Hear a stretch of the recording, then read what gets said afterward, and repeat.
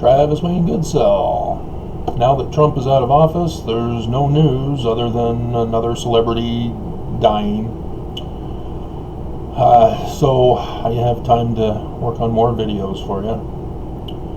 Tiger Woods, I'm sure you're all watching that instead of this video. As a Philadelphia incident, Pittsburgh, Pennsylvania? No, Philadelphia. I think one of those two was the cause of why the prequel of Superman is no longer being shown. Can't remember the title of the show anymore. It was awesome. It was Superman's grandfather. It was all about him and how he was to save Superman by fixing the space-time continuum or whatever. I liked it. It's gone because the season finale of 2 lost a whole bunch of views because of that incident in that other city, and so they said, "Oh, I guess nobody likes our show." We're going online. People will come to it when they have time. Don't expect people to watch it like it's analog TV. But anyway, we'll talk about Solomon's Temple, or Solomon, who does not exist. But first we'll cover the Book of Mormon before I get into the non-existence of Solomon. But the Book of Mormon is true, Travis. It's a real history. Therefore, Solomon did exist. We hate you, Travis. We're putting the thumbs down. We're cancel culturing you. Yeah, you don't want to hear why. You just automatically hate. Yeah, you must be Christ-like. Verse 16 talks about it in 2 Nephi chapter 5. It made it to the promised land. In verse 15, Nephi taught his people how to build buildings. You build one ship and you think you're an expert. And to work in all manner of wood and of iron, and of copper and of brass and of steel and of gold and silver and of precious ores, which were great in abundance. In great abundance. So pay attention to that, because now we get to 16. And I, Nephi, did build a temple, and I did construct it after the manner of the temple of Solomon, save it were not built of so many precious things, for they were not found upon the land. You just said they were in great abundance. For it could not be built like unto Solomon's temple. But the manner of construction was like unto the temple of Solomon, and the workmanship thereof was exceedingly fine.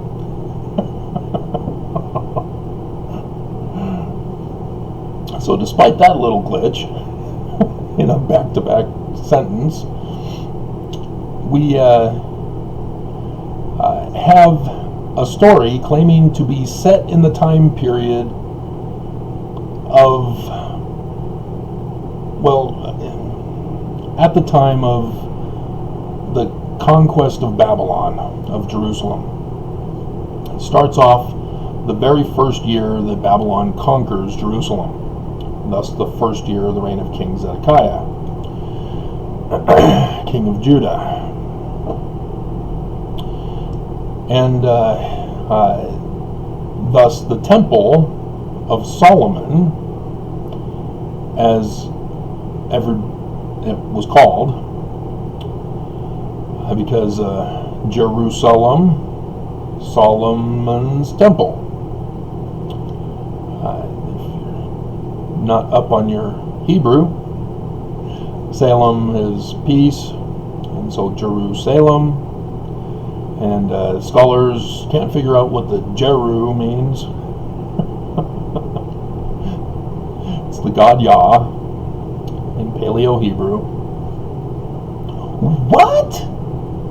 I'm giving you exclusive knowledge of Paleo-Hebrew because I'm the exclusive decipherer of Paleo-Hebrew? Yes, yes indeed. And so Solomon has the N at the end. Solemn, peace. And what is that N?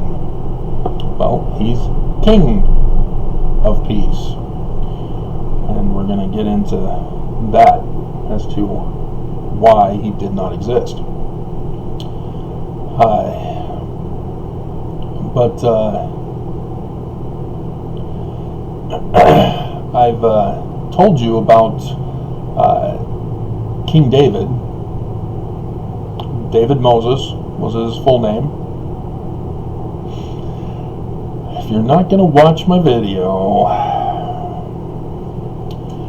yeah. Well, no,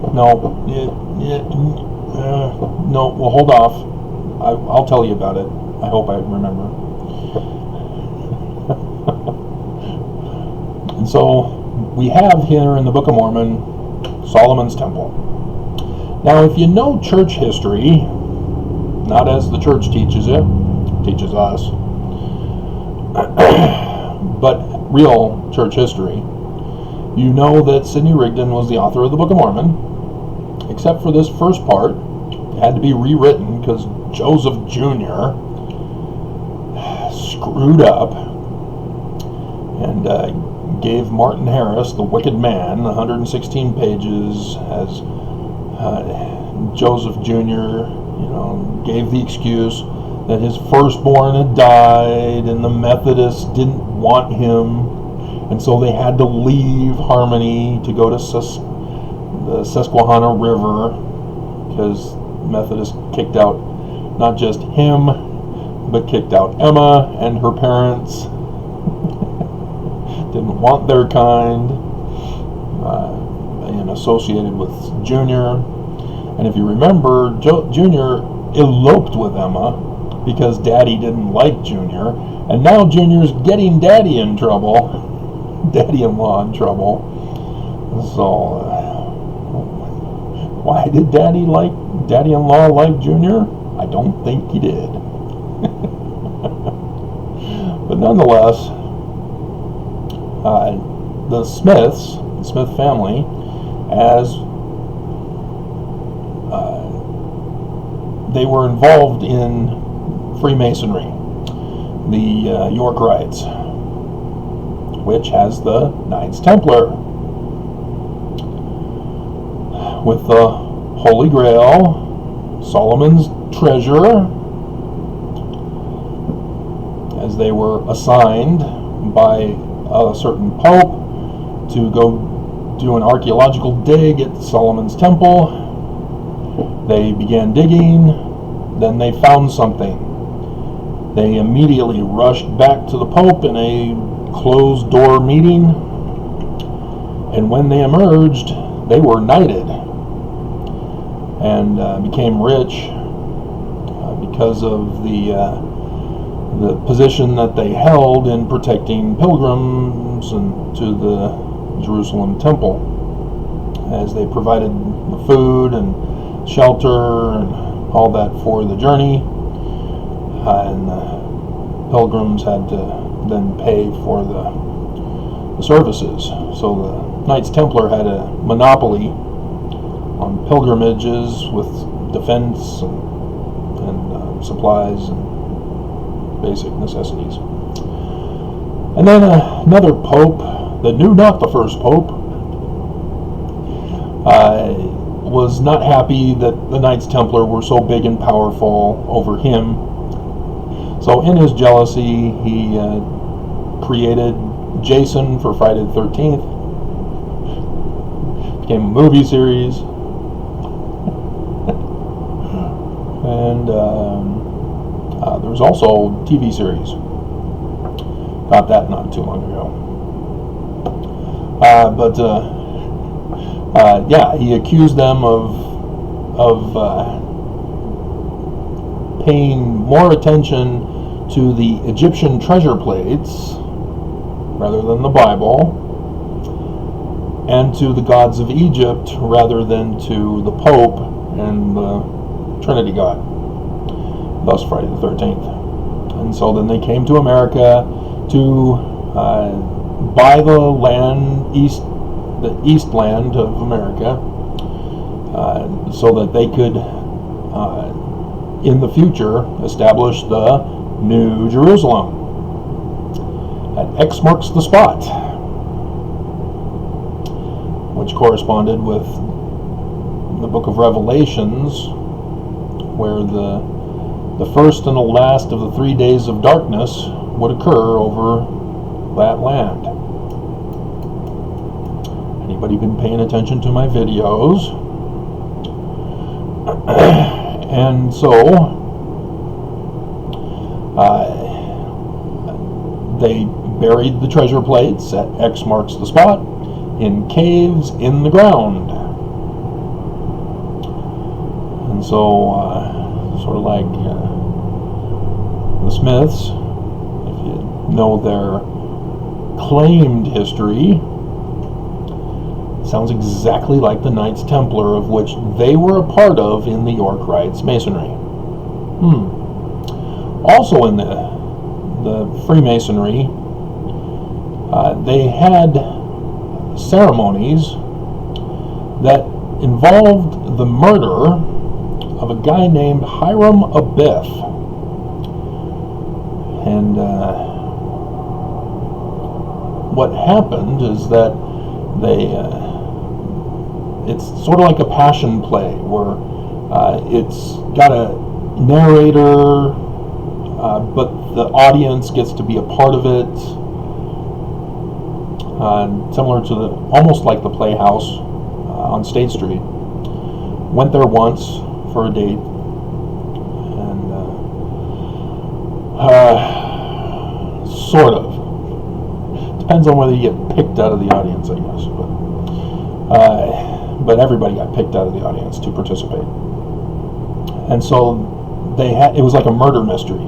They had to find out who murdered Hiram Abiff. Hiram Abiff represented Osiris of the Egyptians. Remember, Knights Templar, Egyptian treasure plates, buried in the earth, Holy Grail, the bloodline. You can't have a bloodline of a supernatural deity of Trinity. No, a bloodline is mortal man.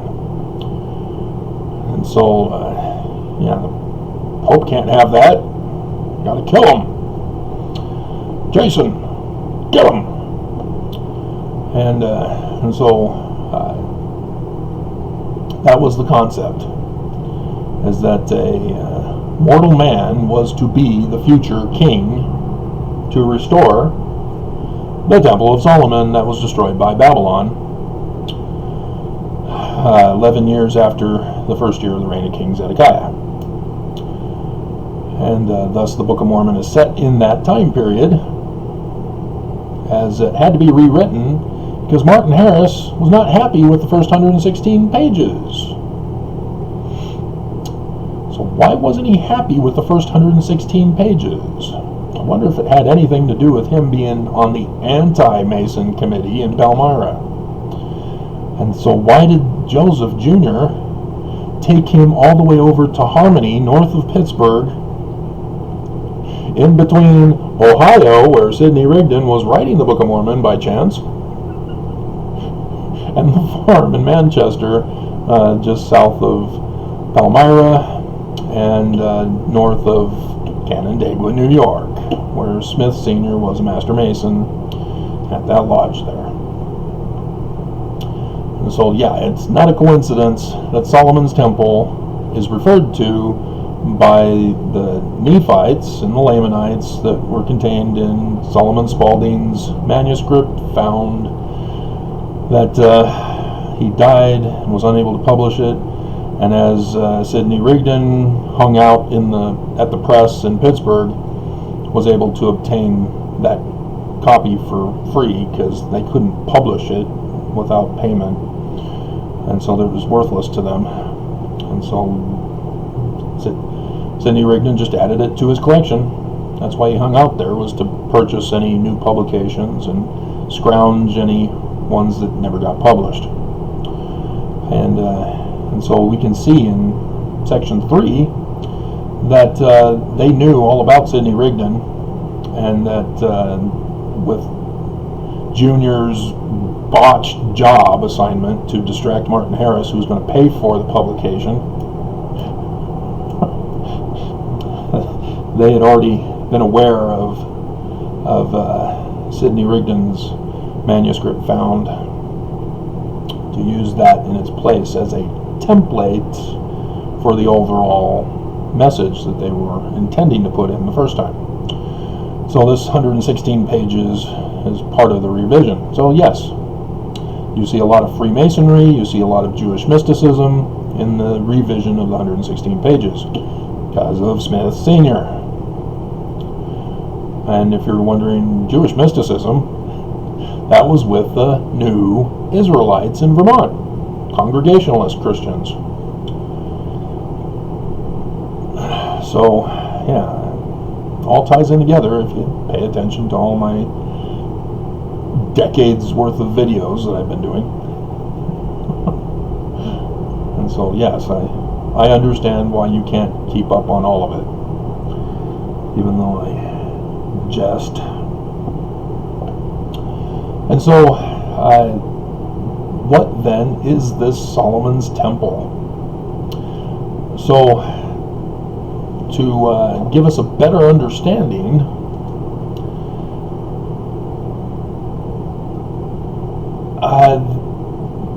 the Bible tells us that there's Saul, and then King David, and then King Solomon, and then Rehoboam and Jeroboam the first, as they split the kingdoms, northern and southern kingdoms of Israel. And we all trust that the Bible is the literal Word of God and is an accurate history, just like the Book of Mormon is an accurate history of the indigenous people of America. And so we just assume incorrectly of what we're told to believe in. The problem is that mean old evil science demanding evidence to establish facts, not allowing us to have faith without works.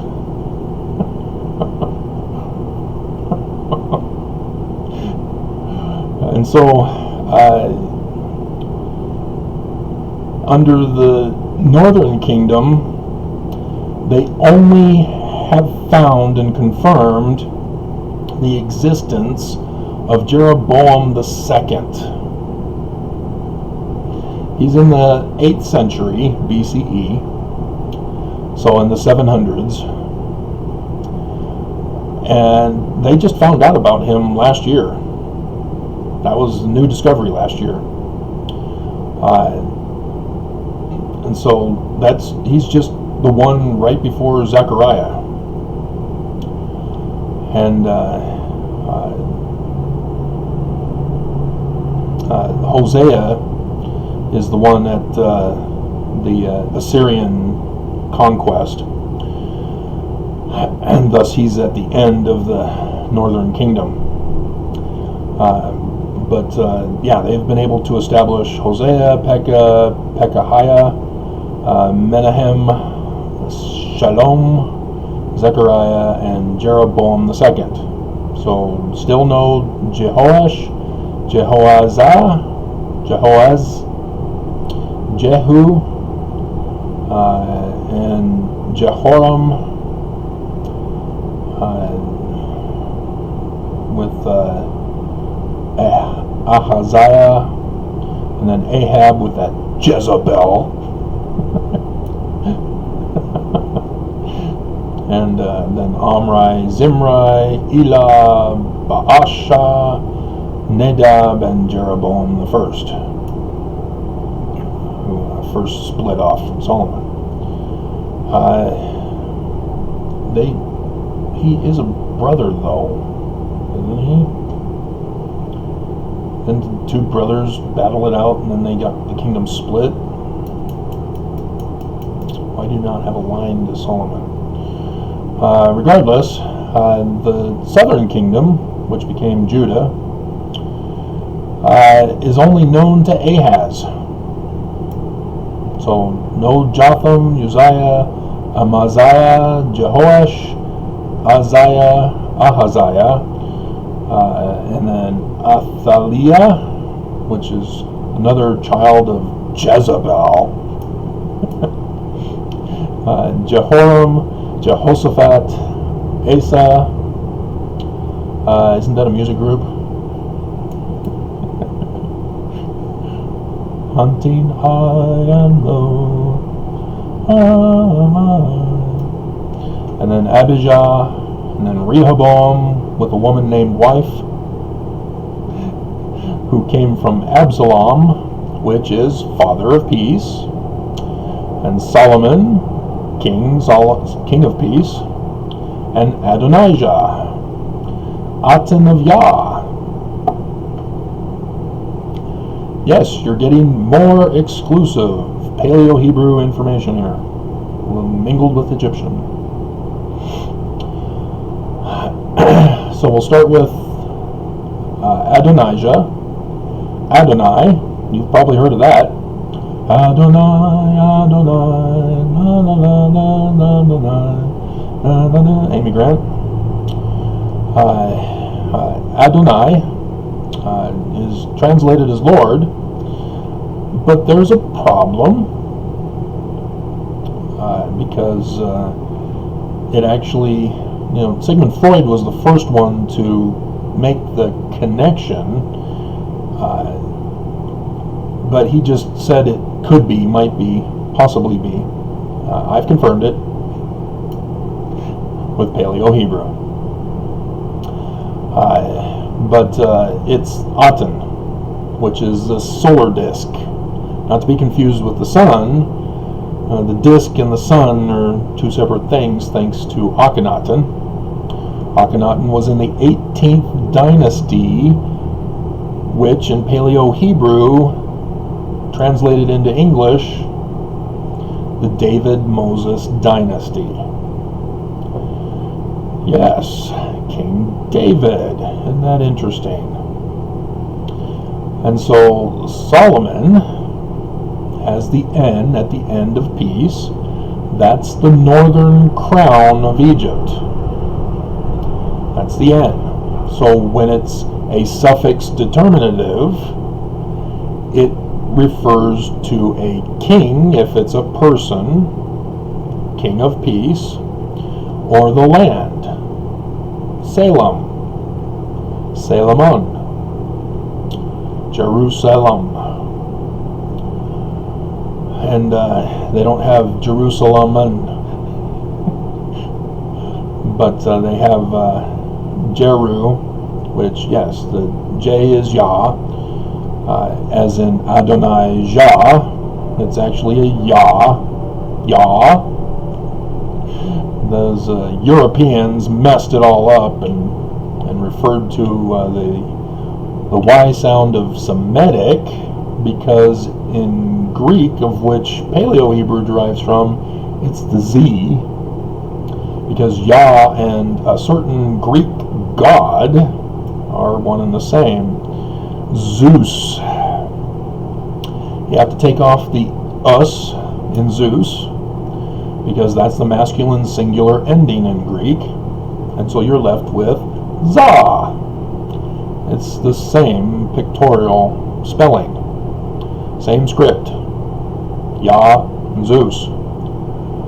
So Yah and Za. So I prefer to refer to Yah as Za, but nobody understands it, because I'm the one who discovered, having deciphered Paleo-Hebrew.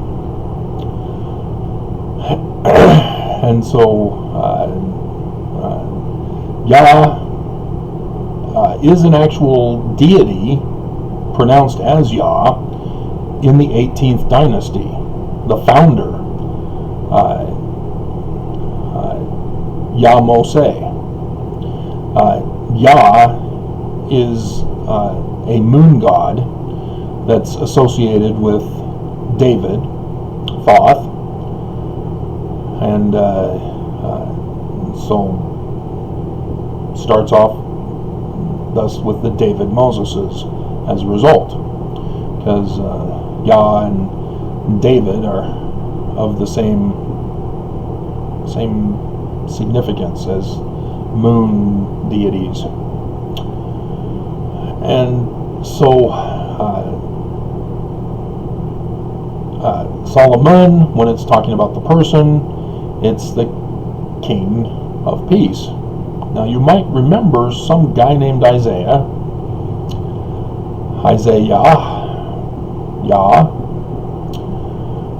who in fact, I say Isra. Oh, no, the R. He doesn't have the R, but it is the. Anyway, he talks about the Prince of Peace. Well, before you become a king of peace, you start off as a Prince of Peace. So, Prince of Egypt, Moses. That's because he hadn't become a king yet. He had to wait for the coronavirus to kill off the firstborn birthright blessing son of Pharaoh before Pharaoh would say, fine, the dynasty is over. You're now Pharaoh. Moses. Oh, Moses. Moses. Drama. I am Charlton Heston. I am Yul Brynner. I am the king and I. And so Absalom, father. Abba, father. And there are no records per se of King David in Jerusalem. Now, if you'd watched the video, like I hoped you would watch, about King David, I instructed you about at Armageddon, the Battle of Armageddon. It was also in this 18th dynasty, and thus by David, King David. And King David the Fourth is the one who needed to encourage the tributary villages in Israel to pay up.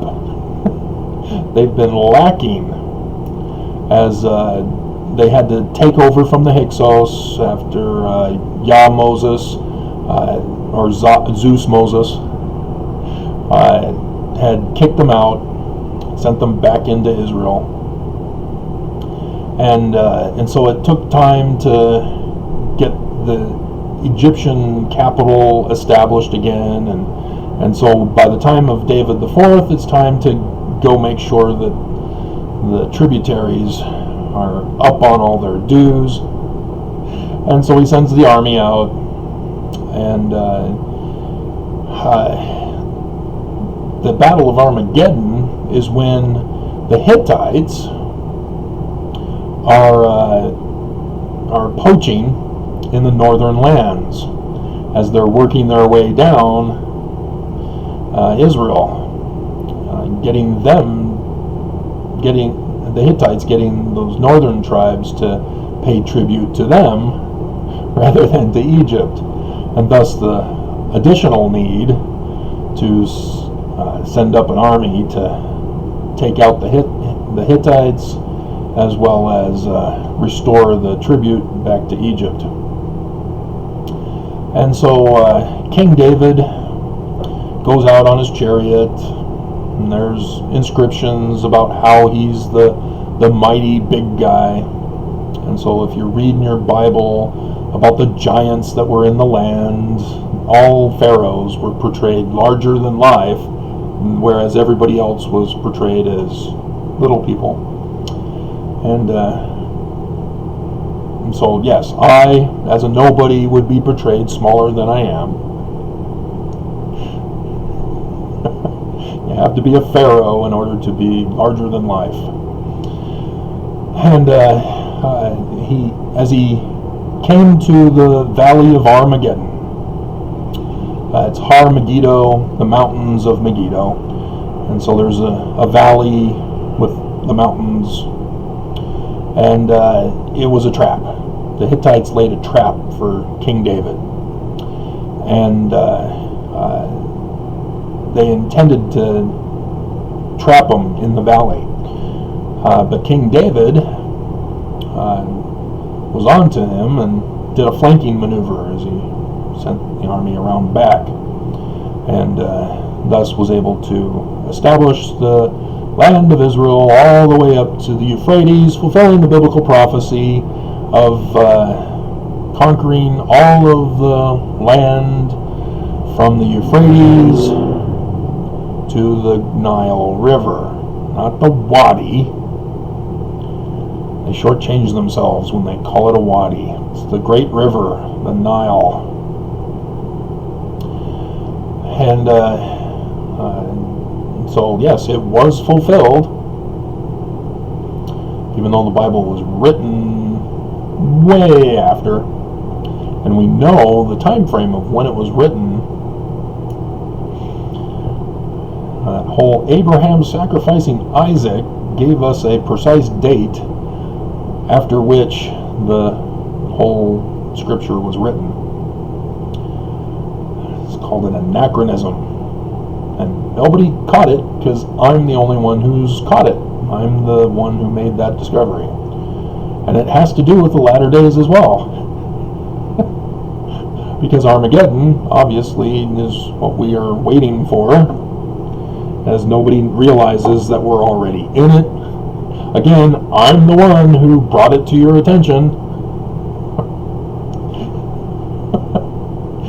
because there's certain people who failed to realize he's supposed to be that person.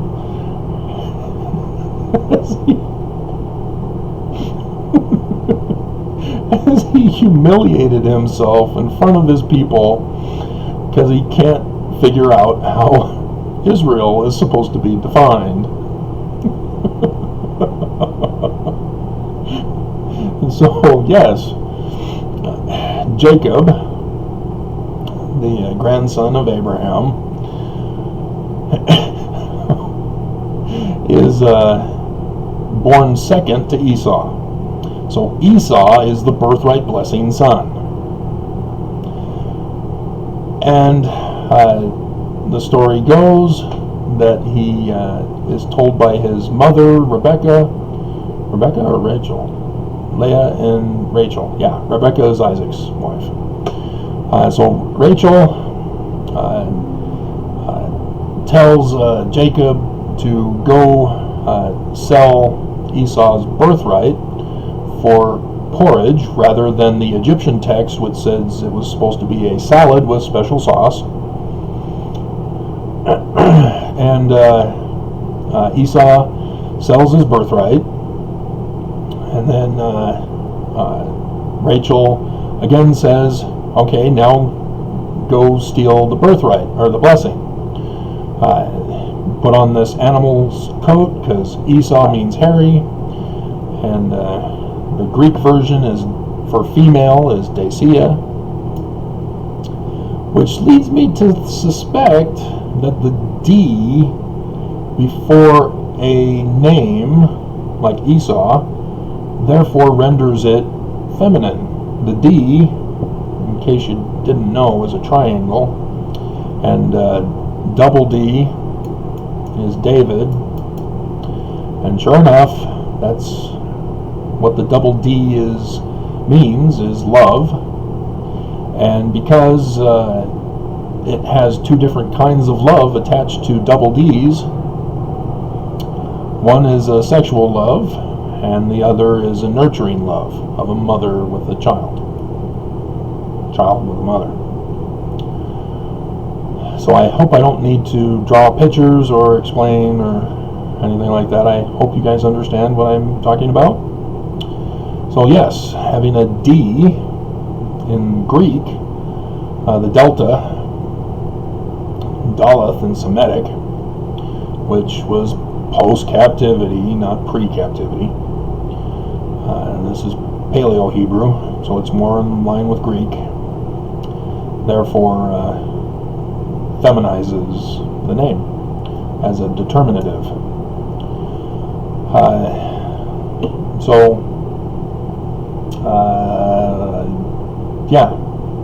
Akhenaten. I remembered. Akhenaten is the son of Amenhotep III, who was the son of David IV.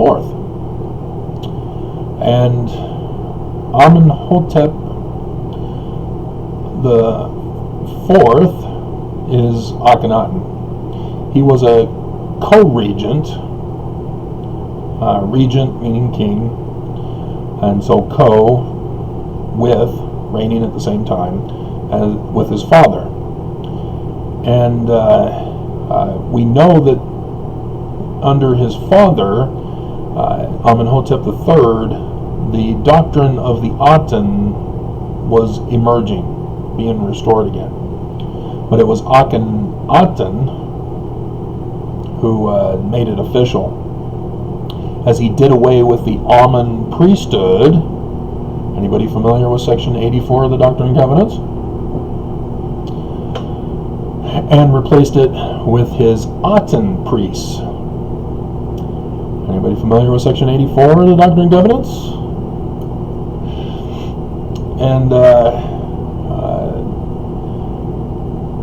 And so the Amen priesthood aren't happy. They're out of work, as their wealth is gone, their power is gone, and so they're not happy. And then you get David, David, but it's a different David per se. The King Tut is how you guys know him as, and a son of Akhenaten, as they had hoped to get him to restore the Amen priesthood, but then there was that accident that killed him off, and then we have King Tut's tomb, which is pretty cool. And so, if you're familiar with King Solomon's Mines, that's an old classic movie, but King Solomon's tomb is for other stories, because in tombs, as we found out with King Tut, he gets buried with treasure, not only the gold furnishings and stuff for Solomon's temple, such as the life of a king, but scrolls with text on them and all that stuff. Now, there's a controversy with King Tut's tomb discovery, is because the discoverer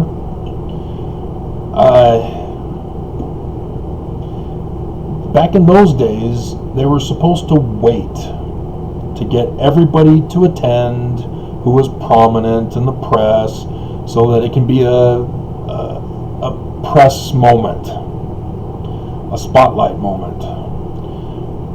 And yet,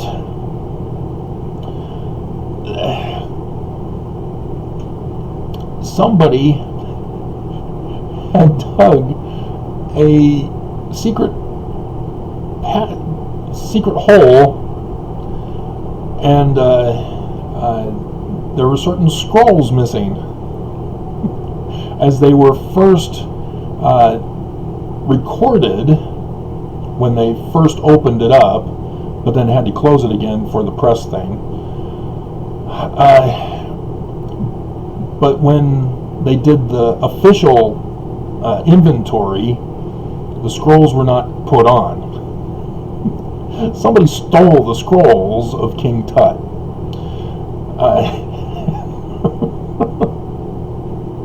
And so everybody's saying, oh, it had evidence of the house of Israel. because that's around the time frame when the house of Israel, according to the Ten Commandments, were there in Israel. And there's the Israeli stela, which was actually, if I can remember, I think it was Seti the First when it was started. I don't think it was Ramses the First, but it was, I think, Seti the Second who finished it off, and so it was considered Seti the Second's stela. But one of Ramses the Second and Ramses the First had the one side of it in their tombs, and so the back side was on Seti the Second, something like that. But they had found the tribe of Israel in Egyptian. And that's why it's called the Israeli stela. And so they all say, oh yeah, see, they weren't a kingdom yet, they were roaming, just like the Bible said they were. That's how desperate they were to establish Israel, which is prior to their claim of David. See how they're doing that?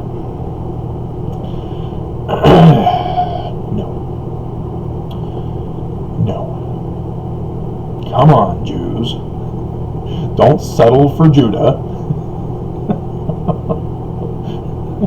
Claim the whole land. I'm sure the Arabs that are living there now will just hand it over to you.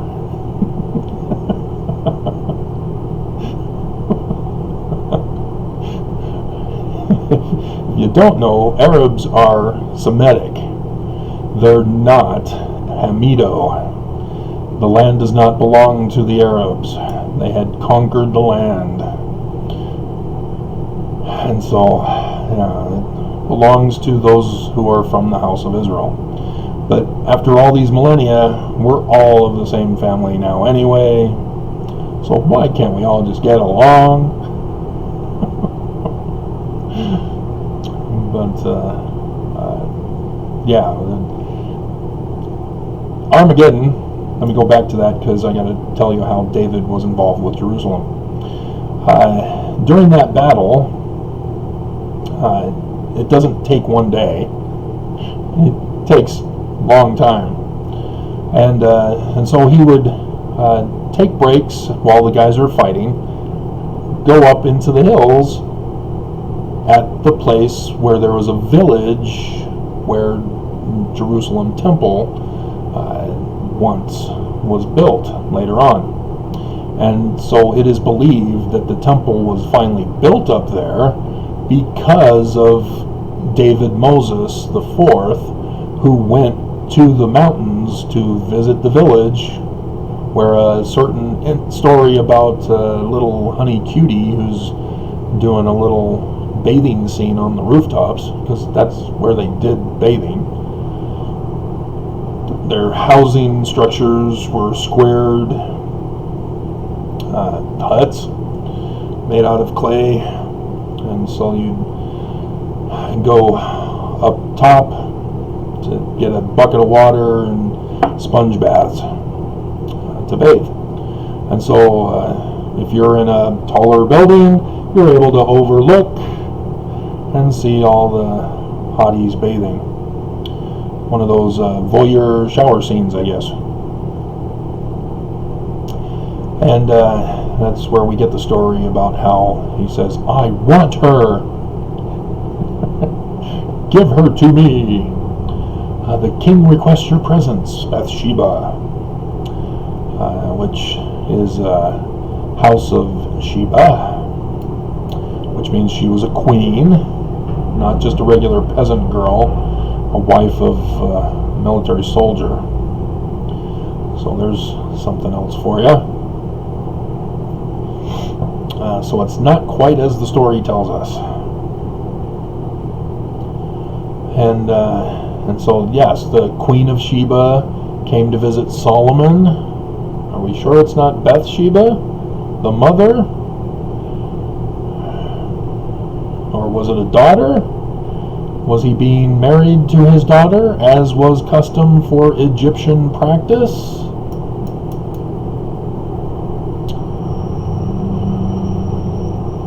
There's more for you. And so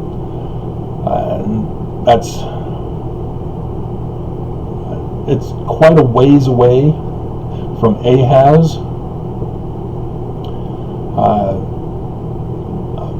But by Ahaz there was his kingdom.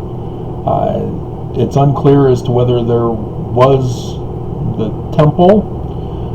We do read from the book of Hezekiah that he had built a secondary wall system around Jerusalem. Archaeologists discovered that in the 1990s, I think. The Biblical Archaeological Review covered that discovery and confirmed the biblical account, as they had discovered the second wall finally. And so Hezekiah's tunnel was now understood in that context, that it was still within the wall, as scholars had previously thought. Why would he build a tunnel outside of the wall? That doesn't seem to make any sense. It was still within the second wall. And so the water system was in the second wall as well, so that the enemy can't come in through the water or poison the water, make it spoiled, so that it cuts off the water supply or makes the water bad, to be able to conquer easier. So the second wall made more sense now. And so that's confirmed during Hezekiah's reign. So under Ahaz, there was only the one wall then. So whether Jotham existed, we're still waiting to find out. But it's Aha, not Asa. That's the one. I messed that up. Why didn't you guys tell me? And now you're no longer listening, because I'm almost at 50 minutes. So,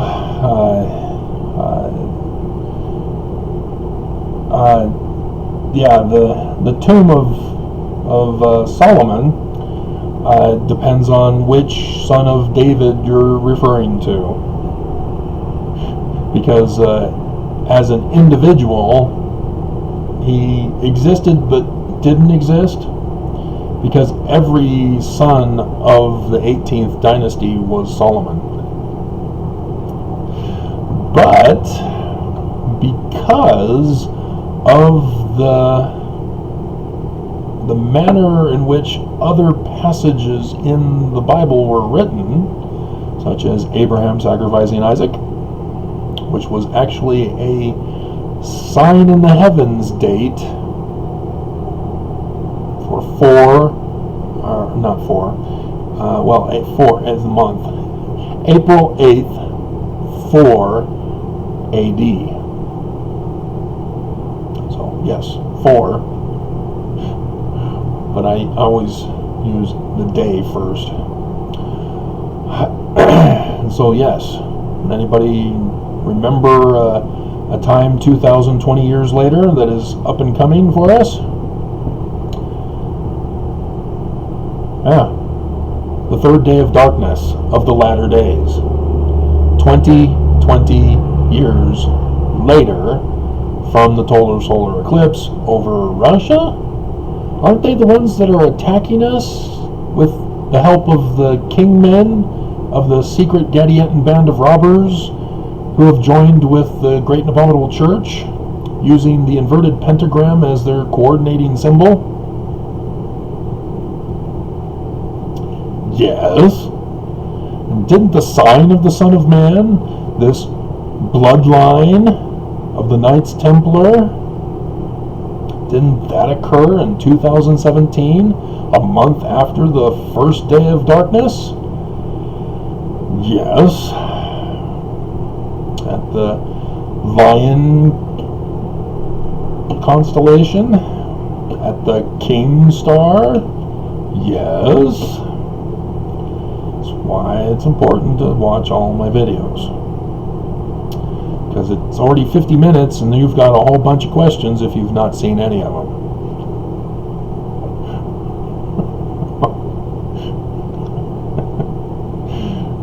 And so, yes, Solomon is used to tell stories about the latter-day Messiah. There's a testament of Solomon even. Did you know that? There's seals of Solomon. And so the Battle of Armageddon, descendant of David, with the latter-day Armageddon, it's not in Jerusalem, guys. It's in the New Jerusalem. Just as Carly Simon sang. The New Jerusalem. And so, yes, there are a number of Jews in America who believe that America was supposed to be the New Jerusalem. Just as the Congregationalists believe that America was going to be the New Jerusalem, as the Smiths came from that religion and was a part of the New Israelites, as Hebrew was considered the angelic tongue, and they believed in Jewish mysticism with the Tree of Life. As Senior said, he had dreams about the Tree of Life. Yes, that's why he had to rewrite it, because Junior botched his one assignment, had to be banished until people forgot about him over at Susquehanna River. Out of the way. Depart. And so, yeah, the King Solomon's mines, they're in Ethiopia. Those were the gold mines for Egypt. They were down in Ethiopia. King Solomon's tomb, it depends, the Valley of the Kings. All of them are Solomon. Unless you're talking about the actual last days Messiah, the King, the Prince of Peace, the everlasting Father. And so the Knights Templar were the ones who tried to preserve the latter-day event to take place.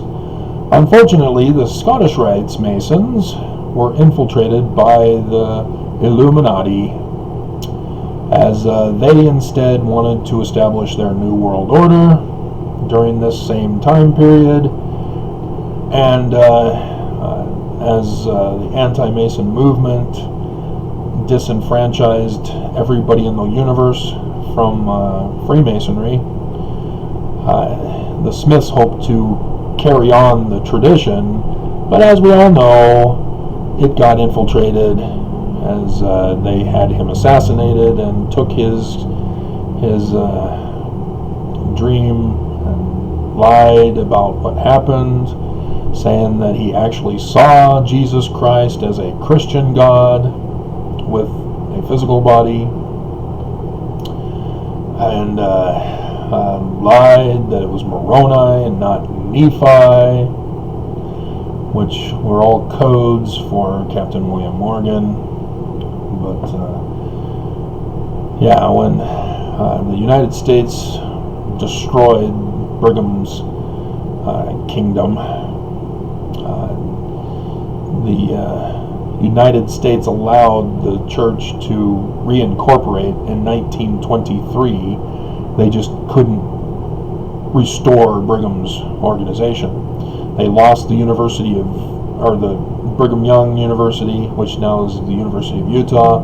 They lost the brothels for Brigham's comfort when his wives wanted to divorce him, and one of them had him thrown in jail,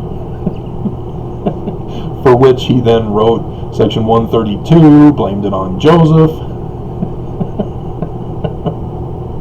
so that he can justify assassinating any wife who betrays him.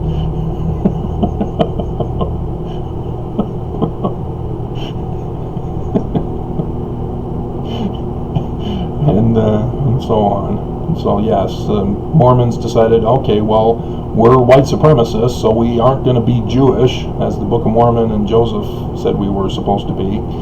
And so we can't be white supremacist Brighamites of the Kingdom of Deseret. So I guess we'll do Christianity. Oh, look, these evangelicals seem like our kind of people. We'll pretend to be like them, so that we can eventually use them to install our king on the throne during the first year of the reign of the king, when the sign of the Son of Man occurs in Lehi's dream, and when he was actually born, Nephi, in that first year as well. All Mormons miss that. Lehi left Jerusalem 600 years. Wait a minute. 600 years from 597 BCE is 4 AD. April 4 AD? 20 years before the third day of darkness of the latter days? Huh. The Babylon comes in and conquers Jerusalem? Is it Babylon, O Babylon, we bid thee farewell? We're going to the mountains of Ephraim, so let section 101 be fulfilled? Yep. The parable, starting in verse 43. The church doesn't want to teach that parable.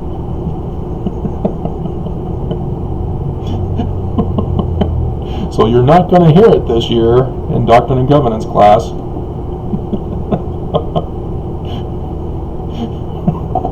Are those guys still doing the lessons? Oh God, I haven't seen their videos lately. Alrighty, that's pretty much it. The whole concept of Solomon is about the latter-day Messiah, and that's why he's the son of David, and a son of David is supposed to be the last days Messiah. So the Gospels, set during the Roman period,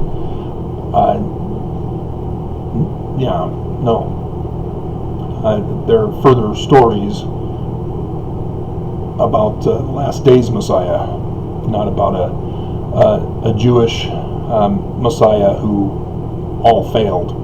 There were lots of Jewish messiahs trying to take back the temple from the Romans, as they had taken it back from the Greeks, but then the Romans took it away again. They allowed them to use the temple, but it wasn't under their control fully.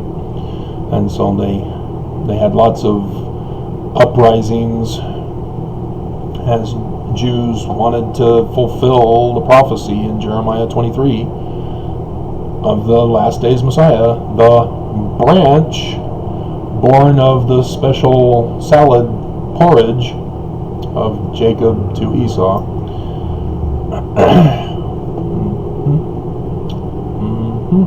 So yes, Israel, Yah, Prince of God.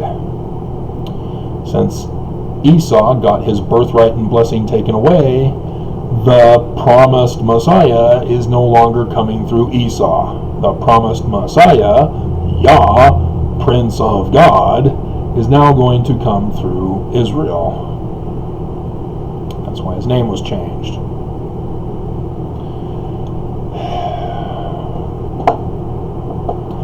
I see they named you correctly. You've stolen my birthright, and now you have stolen my blessing. Yeah, he was pissed. That's why Jacob had to go into hiding. And so then there's that angel wrestling match. All code. Alright. So yes, even Judah's code and all that stuff. Code. And if you're unfamiliar, I told you before, the J's are the corrupted version. The Spaniards decided to change it to an H sound. So instead of for example, Jesus, which is the corrupted form of Joshua, you have Jesus. And it's interesting, Hispanics have no problem naming children Jesus. But how many Jesuses do you hear in English? None. You hear Joshua's, but no Jesuses. Jesus, where are you? Get over here. Quit fooling around with your brother. Nope, you don't hear it. Don't know why. Alrighty, did I cover everything? I'm already over an hour. I guess so. I'll have to do another hour-long video if I miss anything. King of Peace, 100 Arabian... Oh, yeah, the genie lamp, 101 or 1001 Arabian Nights book. The lamp is in story was one of the treasures of Solomon's tomb. I found out about that. I reminded about that watching Castle today. I saw that episode in season 8. So, yeah, fun stuff.